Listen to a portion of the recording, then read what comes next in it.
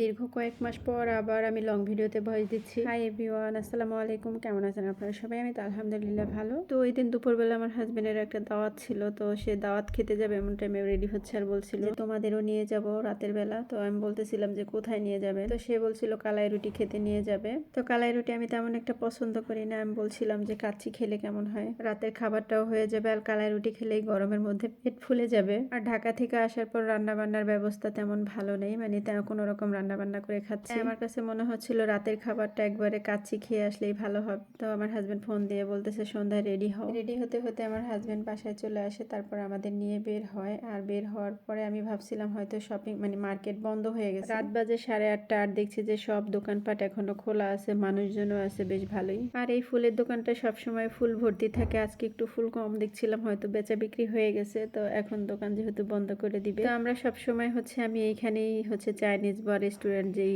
মানে বসি, এখানেই বসা হয় আমার। তো আজকে দেখছি যে আমার হাজবেন্ড আবার আমাকে অন্যদিকে নিয়ে যাচ্ছে। তো আমি আবার তাকে জিজ্ঞেস করতেছিলাম যে এইদিকে তো কখনো যাওয়া হয়নি। সে বলছে যে চলো, এদিকেও ভালো ভালো মানে খাবারের রেস্টুরেন্ট বা আরো কিছু আছে। তো আমার আবার ওই দিকটাতেই ভালো লাগে যে দিক থেকে আসলাম। আর এইদিকে আমি প্রথম না, এর আগে একবার খেয়েছিলাম এখানে অনেকদিন আগে। ও আচ্ছা, বয়স দিতে দিতে মনে পড়লো এর আগে 2 দিন আমি এখানে আসছিলাম খেতে, মানে এই এরিয়াতে। তো এই যে আমরা চলে আসছি। আর আরহামকে তো এতক্ষণ দেখাইনি। তো এই যে আরহাম এখানে আসতে চাচ্ছিল না, আমিও আসতে চাচ্ছিলাম না, আমার হাজবেন্ড জোর করে আমাদের নিয়ে আসছে। আমাদের আসলে ওই এরিয়াতেই ভালো লাগে, এখানের খাবার নাকি অনেক মজাদার। আর এটার একটা ব্রাঞ্চও আছে আমাদের ওইখানে, ওটা আমার শ্বশুরদের দোকানের সামনে। তো ওইখানেও অনেকবার খেয়েছি। মাঝে মাঝে তো হাজবেন্ডের সাথে ঝগড়া লাগলে বলি কোথাও নিয়ে যান না, কোথাও একটু ঘুরতে বা খাওয়াতে নিয়ে যান না। আসলে মনে করলে দেখি যে অনেকবারই খেয়েছি আসলে, বা ঘুরেছিও অনেক, হয়তো বা মনে থাকে না। যাই হোক, এখন মনে পড়লো এটাই তো অনেক কিছু, তাই না? আর এখানে এসে বসার পরে আমার পেটের মধ্যে এমন কামড় দিছে, আসলে আমি সকাল থেকেই অসুস্থ ছিলাম। আমার হাজবেন্ডকে বলেছিলাম, যেহেতু আমার হাজবেন্ড বলছে রেডি হতে, আমি আর না করিনি। তবে আমি মনে মনে জানতাম যে আমি খেতে পারবো না, কারণ এটা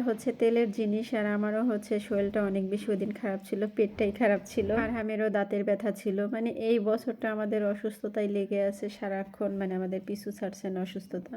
যাই হোক, সবকিছুই আল্লাহর ইচ্ছা। আর এই যে কাচ্চি দিছে, তো আমার এমন পরিমাণ খারাপ লাগছিল, ওই যে আছে না বেশি শখ করলে যেটা হয়, ভাবছিলাম যে অনেক মজা করে খাবো আজকে বসে। তবে সকাল থেকে যে আমার পেট খারাপ সেটা ভুলেই গেছিলাম, কেমন যেন কিছু খেলেই পেটটা ব্যথা করতেছিল সারাদিন। তো আমি সেটা ভুলে গেলাম, কিভাবে আমি নিজেও জানি না। আমার কাছে মনে হয় প্রতিটা মেয়েই এরকম, যে কোথাও যাওয়ার কথা শুনলে অসুস্থ হলেও সুস্থ হয়ে যায়। তা আমি আবার আমার হাজবেন্ডকে আগে বলতে চাচ্ছিলাম না যে যাবো না, তাহলে ভাববে হয়তো রাগ করছি বা কিছু একটা, এর জন্য আমি শরীর খারাপ নিয়েও চলে আসছি। তারপরে এই যে অল্প একটু খেয়ে বাকিটা পার্সেল করে নিয়ে, আর এই যে এটাকে কি বলে, ধনিয়া, এটা তো নিতে ভুলিনি, নিয়ে গেলাম। আর আমার হাজবেন্ড এখানে বিল দিচ্ছে, আর বাহিরে এত সুন্দর খাবারের ঘ্রাণ কি বলবো। আর আমি মনে হয় এই প্রথম বাহিরে খেতে এসে তারপরে খাবার পার্সেল করে নিয়ে যাচ্ছি। আর এখানে শুধু কাচ্চি পাওয়া যায় না, এখানে বিরিয়ানিও পাওয়া যায়, তারপরে নান, রুটি, গ্রিল পাওয়া যায়, চিকেন চাপ। যত রেস্টুরেন্টের খাবারই খাই না কেন, আমার কাছে নান আর গ্রিল, চাইনিজ ভেজিটেবল আর ফ্রাইড রাইস, চিকেন ফ্রাই, এগুলোই ভালো লাগে। এখানে কয়েক রকমের খাবারই পাওয়া যায়। তো সবাই ব্যস্ত যে যার যার কাজে।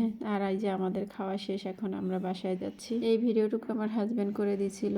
আর এই যে আমরা এখন বাসায় যাচ্ছি। আমরা বাসায় যাচ্ছিলাম, তখন বাজে প্রায় 9টা। আর এত ভালো লাগতেছিল, আমার হাজবেন্ডকে বলতেছিলাম যে আমি এমন অটো দিয়ে ঘুরলে বেশি ভালো লাগতো খাওয়ার থেকে। আমি আবার রিক্সাতে, অটোতে ঘুরতে অনেক বেশি পছন্দ করি, বাইকে ঘুরতেও ভালো লাগে। আর এই ওয়েদারে তো আরো বেশি সুন্দর লাগতেছিল, মনে হচ্ছিল যেন বৃষ্টি হবে। আর এই দিকটা দেখুন এত সুন্দর, মানে আমাদের বাসার সামনে ঠান্ডা একটা ওয়েদার, আর ঝিঝি পোকার ডাক ছিল, খুব বেশি ভালো লাগতেছিল। তো এইখান থেকে এই যে চলে আসলাম এখন বাসায়। তো বাসায় আসার পরে অনেকক্ষণ রেস্ট করে, তারপরে বেশি করে পানি খেয়ে পেটটা ঠান্ডা করে, তারপরে যে খাবার খেয়ে নিচ্ছি। মানে আমার মন তো পড়েছিল খাবারের দিকে, আর আরহামকেও খাইয়ে দিছি।